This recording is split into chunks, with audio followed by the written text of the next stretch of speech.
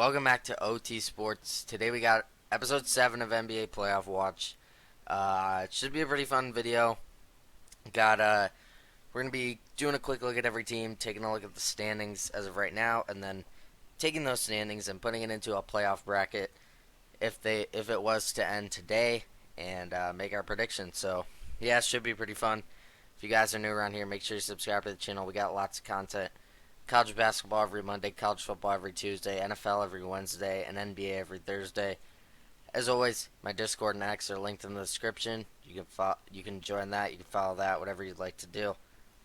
And yeah, let's just hop right into the Eastern Conference standings. Starting out at the top with the Boston Celtics. They're 17-5, undefeated at home. They're a really good team. I don't think that's.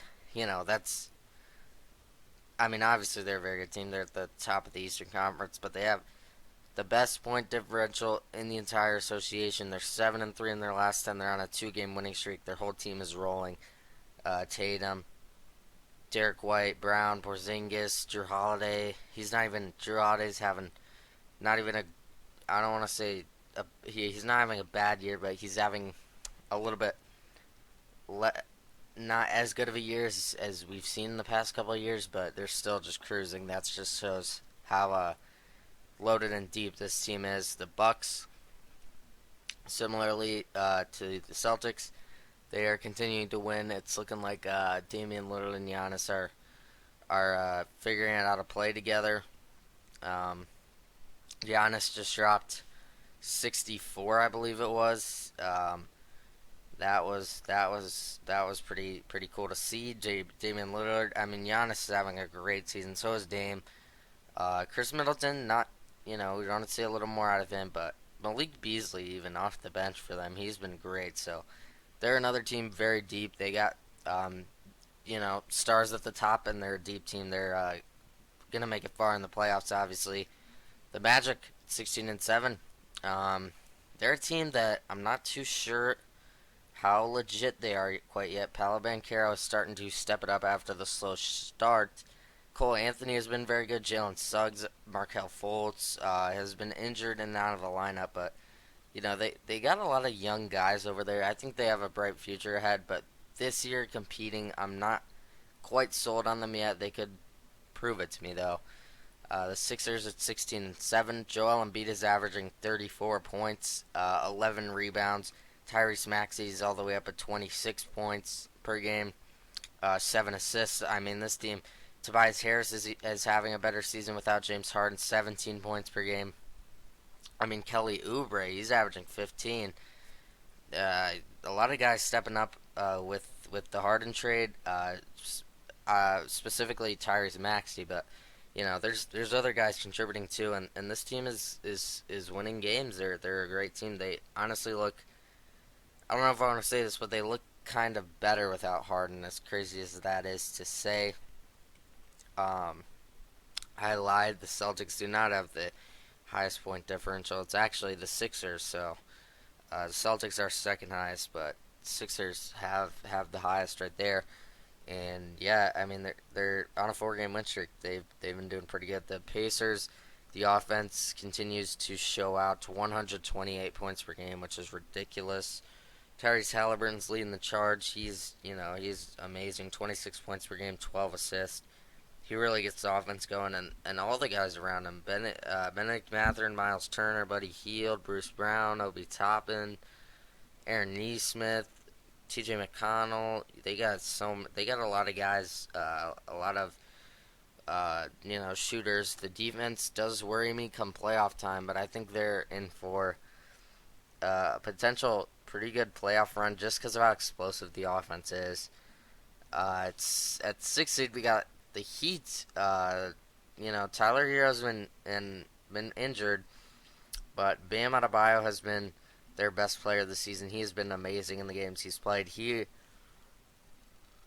also has been injured a little. Jimmy Butler's not had a crazy start to the season, but he's still been pretty good. Jaime Jaquez has been very impressive. 13 points per game as a rookie. He's been great for them. The Heat, I do expect them to finish kind of around this range, 5, 6, 7, 8, kind of somewhere in there. Same with the Knicks. They're at 13 and 10 right now. Jalen Brunson is leading the charge for them on offense. The offense has been pretty solid. Um, and yeah, I mean, all around kind of the same Knicks teams we saw last year. Jalen Brunson, Julius Randle, R.J. Barrett, and quickly all kind of at the top. And then you got the rest of the guys: Dante DiVincenzo, Josh Hart, Quentin Grimes, Mitchell Robinson, Evan Fournier. I mean, it's pretty much the same team, and yeah, you know, maybe they could. I kind of want to see a little bit more out of them on offense. They don't really have, besides Brunson, they don't really have the guy to kind of go get you a bucket. So maybe that's where they look maybe for a guy like Zach LaVine. I don't know if that would help them in on. Actually, it might. Because you could put Jalen Brunson at the 1, Zach LaVine at the 2, RJ at the 3, Julius Randle at the 4, and then Mitchell Robinson at the 5. And then you would have Quentin Grimes and Emmanuel Quickly coming off the bench. But they do have a lot of wings coming off the bench. I don't know, maybe. That actually, I don't know. I feel like that'd be a possible fit. It does sound like LaVine's going to the Lakers, though. Anyways, the Nets, the defense and the offense are coming together. They kind of started out a little slow. This is kind of more of the Nets team I expected to see this season. Cam Thomas and Mikal Bridges. Mikal Bridges started off slow, but he's picking it up. The Cavs at 13 and 11. They've been dealing with quite a bit of injuries. A lot of their guys have been in and out of the lineup. Um, Evan Mobley's been very good offensively and defensively for them. Donovan Mitchell still giving them 27 points per game. Darius Garland has kind of struggled out the gate so far, but they do need a little more on the offensive side of the ball, only averaging about 110 points per game. So I do expect them to pick it up, though. They've been dealing with quite a bit of injuries. The Raptors at 10 and 14. Pascal Siakam has been great. Scotty Barnes really blossomed into the player that we expected to see after his rookie season, after he won Rookie of the Year. And yeah, this is kind of the same thing. The Raptors, kind of what we expected from them this year, a borderline play-in team with no real peak of getting into the top 6, but they're not going to be like a bottom 3 team in the conference. So we kind of knew they would be in this 7 to 12 range. Not going to make a crazy playoff run, but could potentially get in there. The Hawks at 11, they're right outside. It feels like the Raptors and Hawks switch with who's at this 10 seed every time we do one of these. This video the Hawks were out, but I'm sure they'll switch around once we do this video again next week. Trae Young offensively has been very good, 27 points per game, 11 assists. DeJounte Murray has been great as well. Yeah, I mean, kind of similar to the Raptors. It's pretty much the same team as last year, and we kind of expected them to be in this range as well. They do get rid of John Collins, so the offense has been really good for the Hawks. It's more the defense that's kind of been letting them down. They don't really have too many defensive guys. Looking at the Bulls, 9 and 16, but we've been playing better as of recently, so I guess that's something to get excited about. I don't know. I'm just hoping for something. Zach LaVine looks like more and more by the day he's going to be gone. Rumors, his agent and his whole team is really considering a possibility to get him traded to the Lakers, which has been the rumor since all this kind of started. And Kobe White continues to play even better and better. I mean, every single game he's putting up at least 20. The past 5, 6, He's been really good. I really like dressing from him. Um, so um, I mean Patrick Williams not been not been as great as we would have hoped after drafting him. The pick that we did. Um, Caruso's been great for them. Io DeSumo's been having a pretty rough year. Uh, you know, not much to talk about here. The Bulls only averaging 109 points per game. The defense and offense are all struggling. They have been winning recently though, so I guess there's that. The Hornets at 7-15.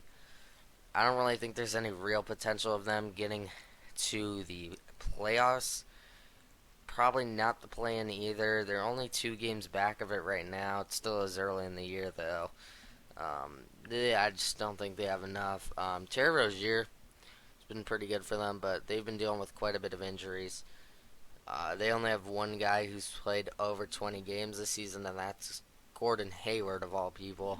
Um, so the Hornets, even with a full healthy team, I don't really think they're that good. The Wizards at 3-20, man, them and the Pistons continue to struggle. The Wizards are 1-9 in their last 10 on a 6-game losing streak. They've been very, very hard to watch recently. They're 3-12. I mean, the fact that they're only 1.5 games ahead of the Pistons, who are on a 21-game losing streak, kind of says all you need to know about them. Jordan Poole's only averaging 16 points per game. He has not been good at all this season, and neither has the whole team. The defense has been really bad on that team, and then the Pistons, they just can't get a win.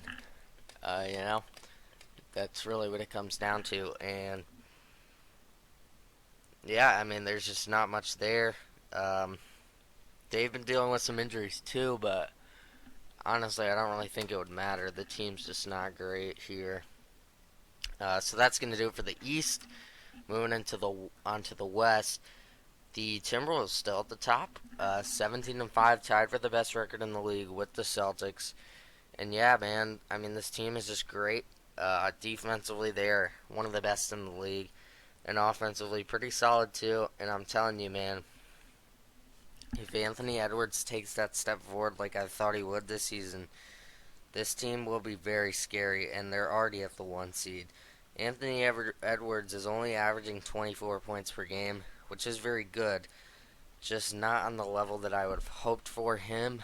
I would expect him to be a little bit higher up in the points per game category than that, but still playing very solid. And yeah, I mean the whole team just really good defensively.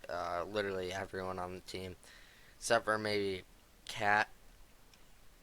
But that's really it. I mean the rest of the team plays tremendous defense. This team is very deep. Got a lot of length. Got a lot of size. Got a lot of shooting. They just if Anthony Edwards can take that next step forward on offense, which I believe he still can do this season, this team will be even more of a threat in my opinion. The Thunder are still at the 2 seed. They're 15-7.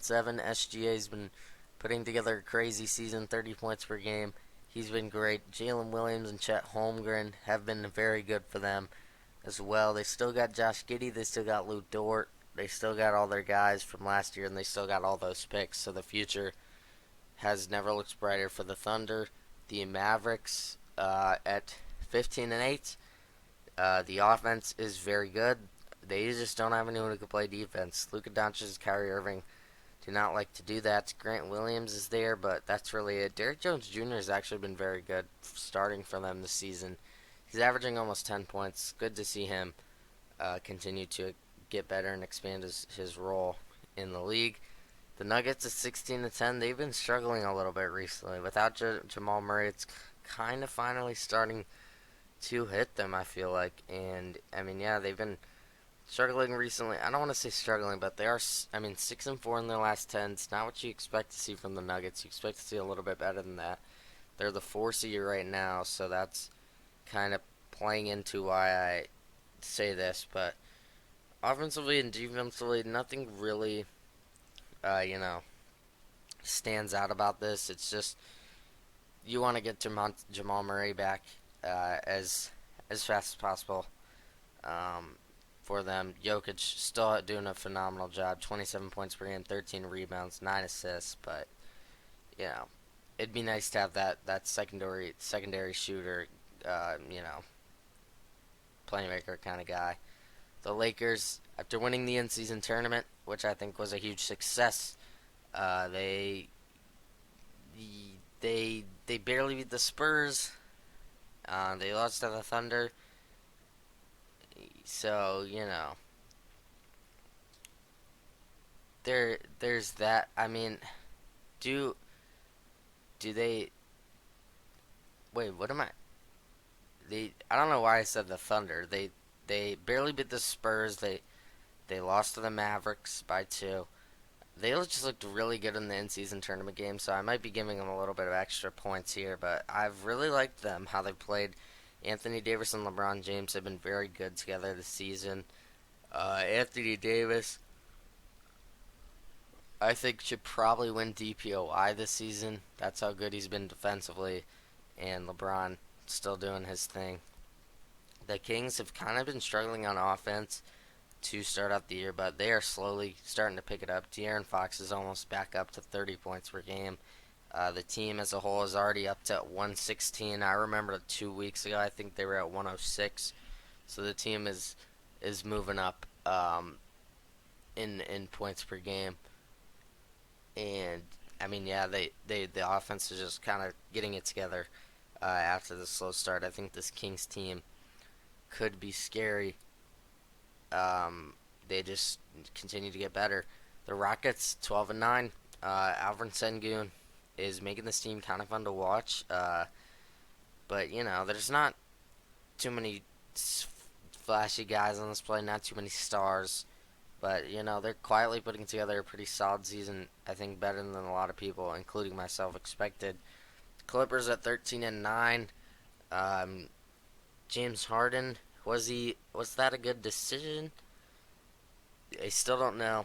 He's averaging 16 a game. You know, Kawhi Leonard and Paul George are averaging more than that.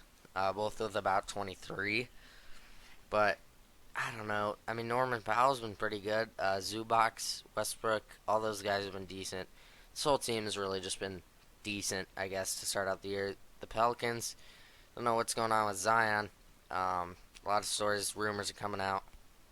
They've this is one of those teams been dealing with a lot of injuries at the guard position, um, and yeah, I mean, you know, it's tough, but um, Zion and Brandon Ingram have looked really good together, so I guess that's a positive. Once the rest of the team comes back, I think this team definitely has what it takes to be a top six team in this conference.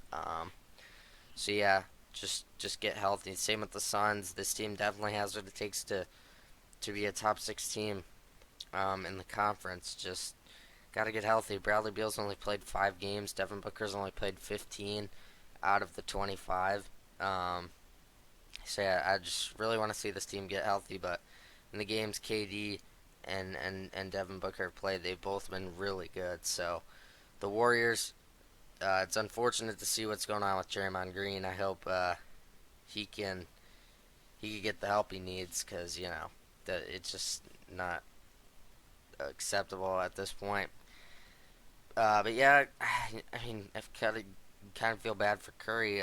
Players around him have all started to decline their play as the age looks like it's starting to get to Clay. His shooting is just going down dramatically. He's only at 15 points per game. And I think Curry needs to take a look into LeBron's kind of what he does, and maybe he's got to start pressuring the front office a little more. I mean, he's getting up there in age, and if he wants to continue to compete, I just don't think this roster, as of right now, is capable of doing that at this point in all those players' careers. The Jazz, I still think have the potential to get into the play-in, but you know, there's not much here. Laurie Markkinen, Jordan Clarkson, John Collins.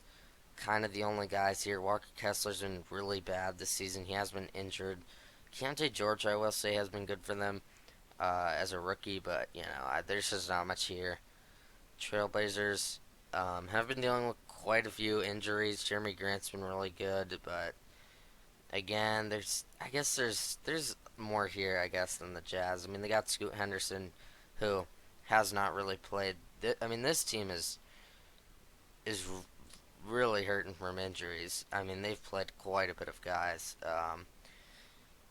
The offense looks really bad. I mean, this team just isn't great.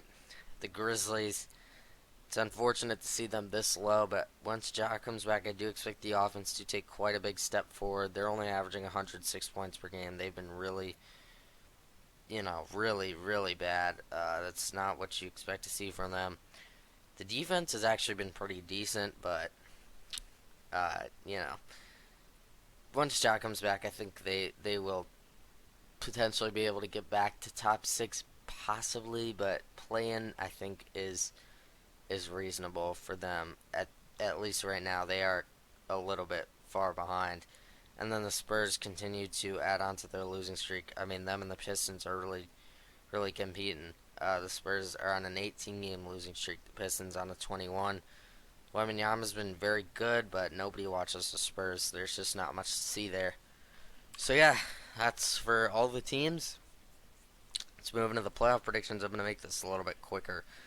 Looking at the bottom left corner, we got the 7-8 Rockets versus Clippers. I'm going to take the Clippers. They're just the more experienced team here.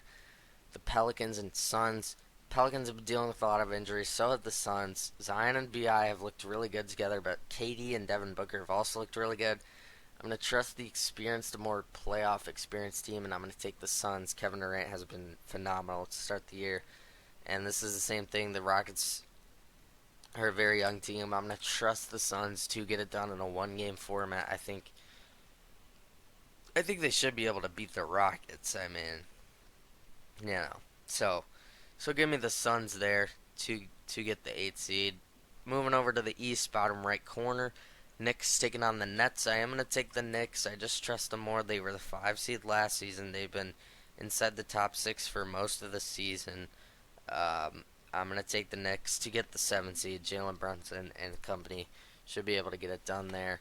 And then Cavs versus Raptors. The Cavs have been dealing with injuries. I still am going to take them, though. The Raptors just aren't anything too special. They're going to be in this range for probably the majority of the season. I don't expect them to get into the top 6. They're probably peak as a play-in team, and floor is probably just missing the playoffs. There's not really anything too special here with the Cavs. At least you got Donovan Mitchell. You got all those guys. And this one, it's a pretty tough game actually. The Cavs versus Nets. The Cavs have been dealing with quite a bit of injuries and just a slow start in general. But the Nets have also had a slow start. But the Nets have kind of picked it up recently, so I'm gonna go with them. Mikal Bridges has been in the playoffs before. Cam Thomas has really looked like a true scorer. He's been actually really good this year, so I'm actually going to take the Nets in this one. Then moving over to the West, we got the 1 versus 8 Timberwolves versus Suns. This one's tough. I mean, the Suns are a wild card. They could make some noise if they get healthy. I could see them doing something like the Lakers did last season, making it to the conference finals as a 7 seed. But here do have to go with the Timberwolves. They've been the better team to start out the season. I'm going to trust them. But, I mean, anything can happen when you have Kevin Durant and Devin Booker on the same team. I'll take the Timberwolves in 6. Nuggets Lakers rematch from Western Conference Finals last year's, and as of right now, this is as of right now, I think the Lakers would win. The Nuggets have been kind of struggling recently. The Lakers just looked really good in the in-season tournament, and we kind of seen they turn it on in playoff-like environments. I feel like, so yeah, that really makes me trust them a lot more. They obviously have LeBron. I'm gonna take the Lakers in 7. I really think they could do it as of right now with no Jamal Murray, and Anthony Davis has been great defensively. So, I'm actually gonna go with the Lakers. Mavericks Kings. This is one I'm back and forth on. I did end up with the Mavericks. The Mavericks offense, both these teams don't play defense. The Mavericks offense has just been a little bit better, so that's why I go with them here. They have Luka. He can just put up 71 game if he felt like it. I'll go Mavericks in 7. And then this one, another tough one. All these series in the West have been really tough. The Clippers are very experienced and the Thunder are very young. I still am. I'm gonna go with the Thunder though. I mean, SGA's been looking really good, and they got a plethora of guys who can get it done. I know they're all young, but the team's looking really good, and the Clippers have not looked all too impressive. They looked kind of average, so I'm gonna go with the Thunder in 6. Moving on to the East, Celtics versus Nets. I'll go with the Celtics in 4. I don't think the Nets really have too much to say about that. The Sixers and Pacers, we got the 4 versus 5 matchup. This one's really tough. I'm back and forth. This one, I mean, I could switch it right now if I wanted to. I'm going to keep it. I'll go with the Pacers just because I really like this offense. This offense is dangerous. Tyrese Halliburton, they're one of the most fun teams to watch. They're probably one of my favorite teams.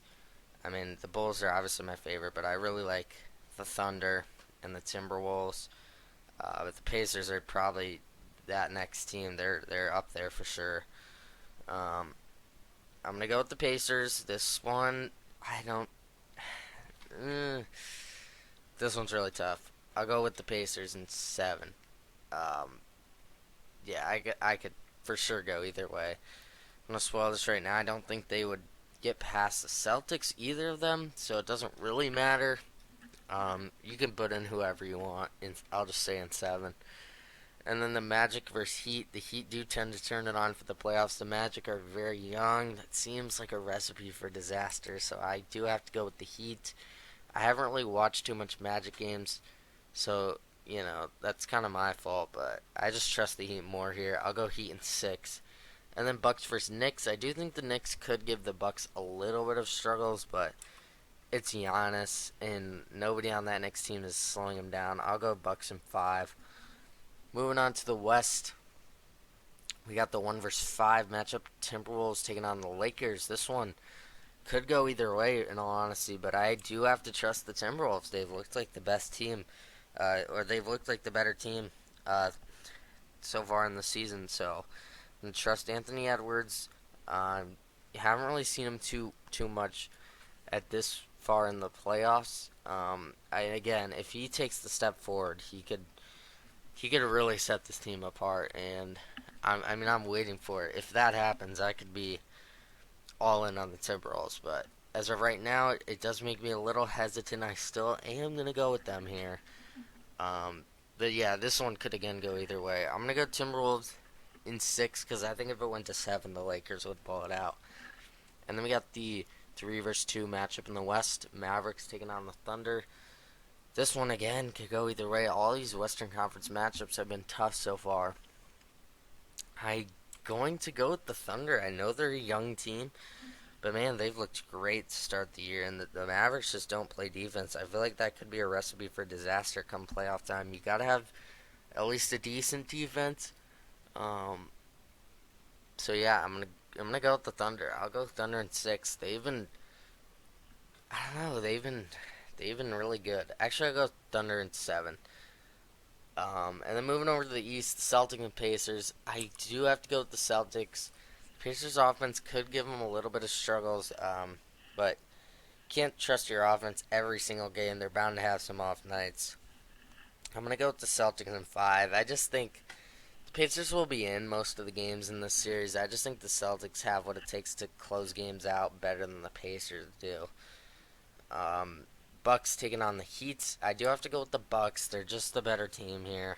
The Heat, Jimmy Butler's not been great to start out the season, and Giannis just put up 64. So I gotta go with the Bucks. I'm gonna go with the Bucks in 6.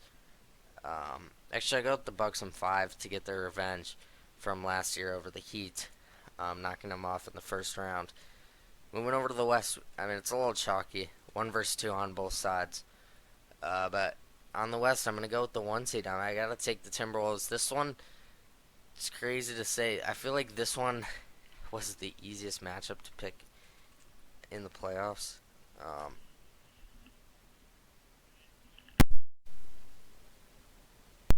and so yeah, I'm gonna go with the Timberwolves. I don't know. This one for some reason feels like the easiest matchup in the West. Uh, I'll take the Timberwolves in. We'll say. We'll say. We'll say six.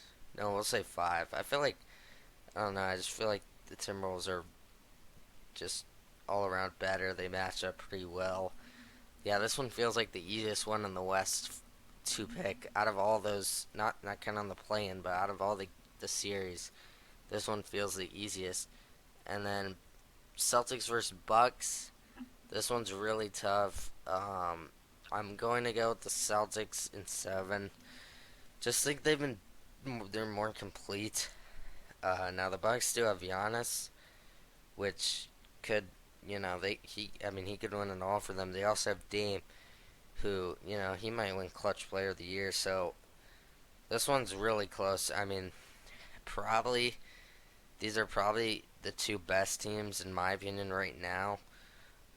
I'm gonna go with the Celtics. I think they are the better team. I'll go Celtics in seven, and that kind of spoils who I think will win. I think the Celtics will win. I picked them uh, for the past like I don't know 4 or 5 weeks in a row. They just look like the best team in my opinion. They look the most complete. They play great defense. They have a really good offense. They have the star talent. They have the depth. They have the guys who can. They have shooters. They have defenders. I mean, on the wing in the paint. They got everything. They're the most complete team. I'm gonna go with the Celtics in six. I just think as of right now they've looked like the best team. So I gotta take who I think's the best team. So yeah, that's gonna do it for episode 7 of NBA Playoff Watch. Hope you guys enjoyed. If you did, make sure you leave a like on the video and subscribe to the channel if you're new. We got plenty of content around here. Uh, College basketball every Monday, college football every Tuesday, NFL every Wednesday, and NBA every Thursday. So if you guys are enjoying, make sure you leave a like, comment what you think about this video. As always, my X and Discord are linked in the description. You can follow that, you can join that, whatever you'd like to do. And I will see you guys Monday, college basketball. Hope you guys enjoyed.